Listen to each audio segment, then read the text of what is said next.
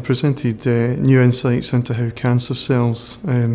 communicate with the tumour immune environment in order to orchestrate an immuno-suppressive environment that suppresses anti-tumour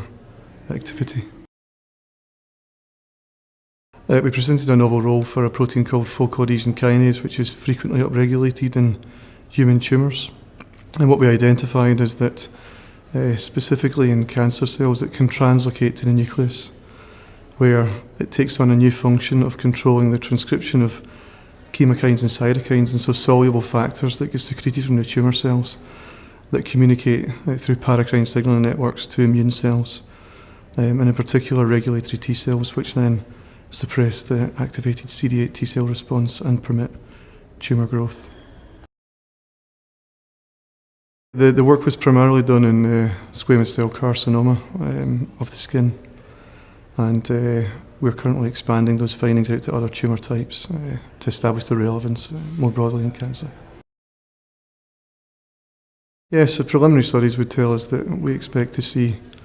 similar functions, the modulation of the tumour immune environment in response to targeting FAC. We used a combination of transplantable tumour models, genetic deletion of focal adhesion kinase in the tumour cells of interest, and flow cytometry, transcriptional profiling, and proteomics. As a consequence of the research that we published late last year,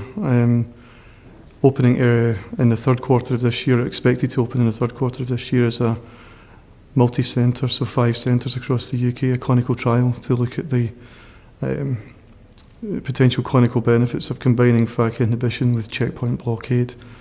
in non-small cell lung cancer, pancreatic cancer and mesothelioma. Probably we would know towards the end whether we had clinical benefit. What we will get is, as the trial progresses, is biopsy samples both pre and post treatment in order to be able to look to see if the findings that we establish in our preclinical models translate through to the human setting.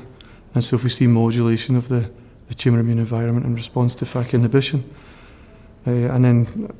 I suspect that at the end we would, maybe 2 years from now, we would start to understand whether there's benefits for patients. I have a small lab, so at the moment we're quite focused on understanding this role. We think that it's broader than what we've published so far,